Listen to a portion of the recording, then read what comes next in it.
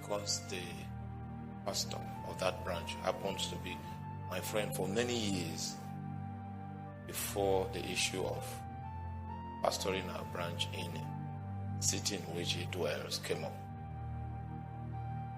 Before I wake up in the morning, his text will be there. I wanted to clear his doubts one day, and I told him, "Are you called?" Just a few questions in the questionnaire. Are you convinced you are called? Yes. Okay. It is through your calling that your sustenance, your establishment, everything will come from. And because you are my friend, will not make me make allocation for you much. No one made for me. It was my calling. So wake up. So the text messages have stopped now.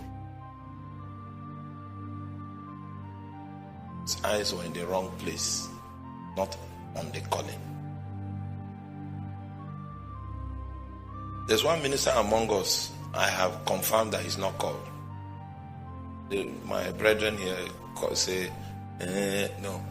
Based on my own, the tools I got from my own training, I have confirmed he's not called. Because if you are called, the calling will speak. If you apply yourself to service. Are you with me? Thinking that someone will support your way through life in ministry is a fallacy.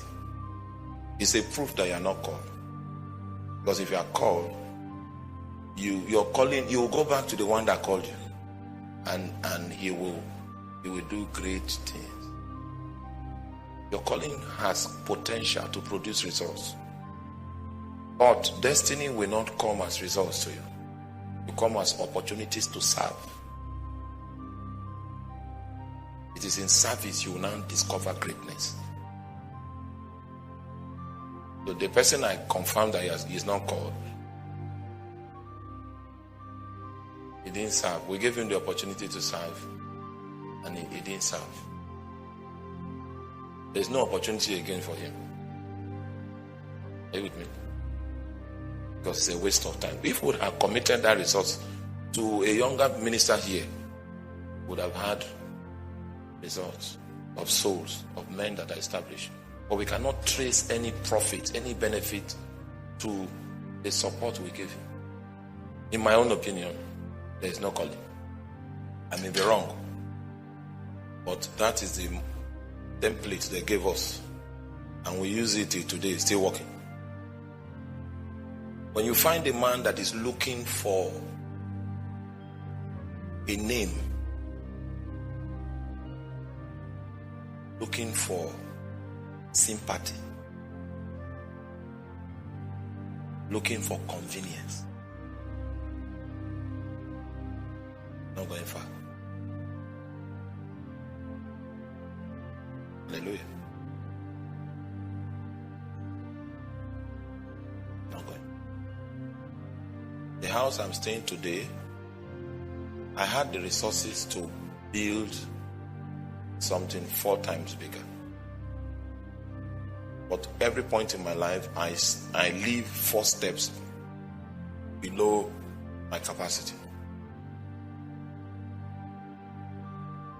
The reason is so that I can have huge allowance to spontaneously respond to needs that I see in people and in the work of God.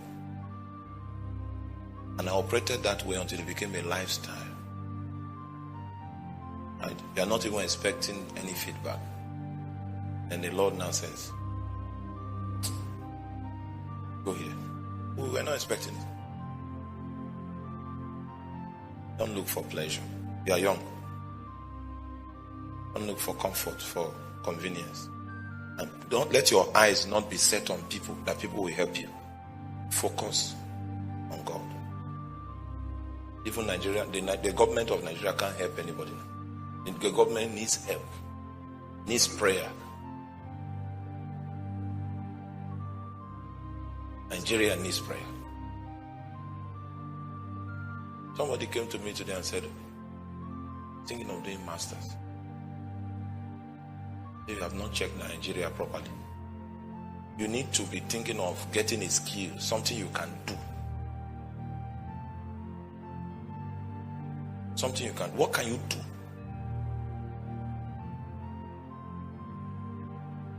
I was called to serve my generation with a gift, a teaching gift. There's nothing you do that I will stop doing it. You visit my house in the morning to stop my study, I will abandon you there. Because I know the line of service I'm called to do, and I will protect it. Because anything that is valuable is vulnerable. I'll protect it. If you know what God has called you to do, in that thing there is greatness, but God will not show you how. You will serve your way into it. I knew Tony when he was on campus, studying our accounting. I knew him. You did. When we were in school, you were still in primary school now. So when I started work here at the depot, I knew him was on campus. But he was a serious young man. One day, because he's my friend, I have plenty of friends. He came to me and he said, God spoke to him that our relationship is not the way I've been taking it, that he is called to follow me. Normally when people tell me that, I will prove you for 4 years. But you will not know I'm proving you. I'll still be operating like a friend. It will be now, if God has spoken to you, you are the one to put that relationship in perspective. He passed the test. So I knew you have a destiny under the cloud that God has given. Meanwhile, he saw me as a great leader when people could not see me. So I will never despise him. Do you understand that? What he came into was service. Those of you that came in for Bible school, you see the way we run. Like crankshaft. There's no way you can operate like this and you will not be stronger than nations. So the training I gave the people that have been consistent, unknown to them, they are stronger than nations. This men. The ones that are not consistent, I will also dance with you. Who dance? Because you have not discerned why you came. I will help you. You will dance. When you are old, you will know that. Wasted your time. You may be seated.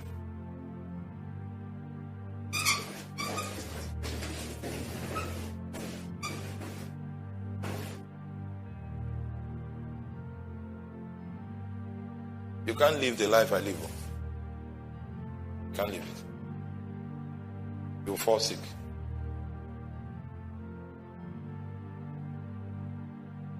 I was just trying to take inventory of the last quarter in my life.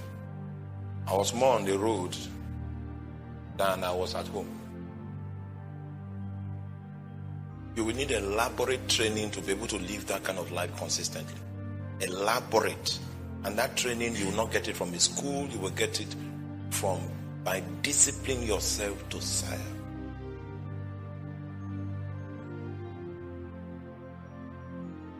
By disciplining yourself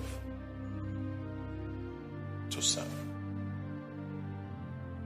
Turn your Bible to the book of John chapter 12.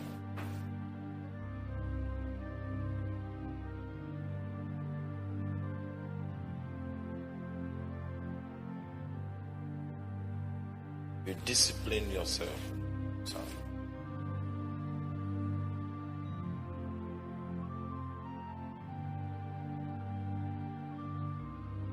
The pastor came to me and said, "Oh, on the visions he's seeing, me and him are going in the same direction. That's why he came." That's not how I make friends. Not by visions. Because that vision you saw, if God doesn't show me, it's a lie.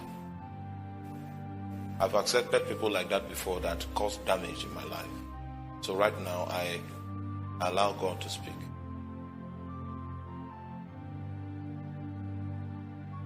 I was in my study room when 8 people came into my sitting room, and some of my people said they saw a mighty preacher and they wanted me to connect with him. I drove them out of my house. But I don't make friends on the streets. They continued with him and the man struck them. And when they were struck, they didn't come back to report that then diverse scars came out of the relationship. They didn't come back to report. As you serve the Lord, He will give you the people that He has sent to you. Those days we wanted to make friends because our callings made us so solitary, we were so isolated. Every attempt we made at making friends ended up in doom. When we now say we won't make friends again, let's just follow God. Then we now saw that God had a location. You understand that? Of destiny partners, alliances of honorable men. Not the tricksters and the fraudsters we have around. Everything is hidden in service. And only the humble will be able to discern the opening. Before I pray with you, I ask you to open to the book of John chapter 12.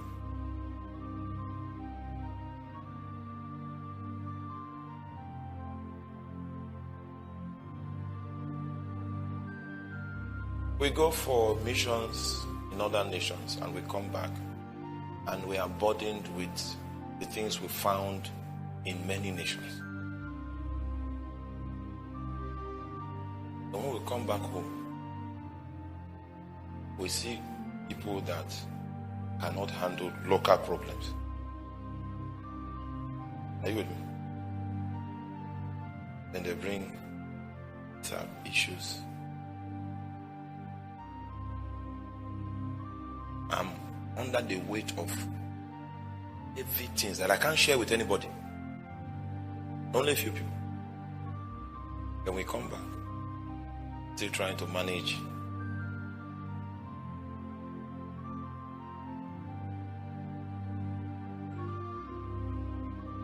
Are you with me? The principle is service. Because whether you are abroad or at home, service.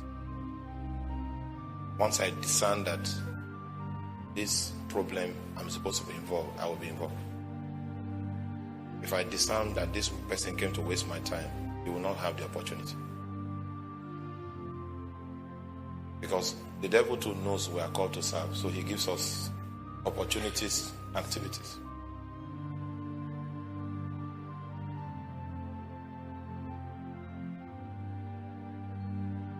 There's greatness in service. And if you don't have any record of service, God will not open up fresh responsibility.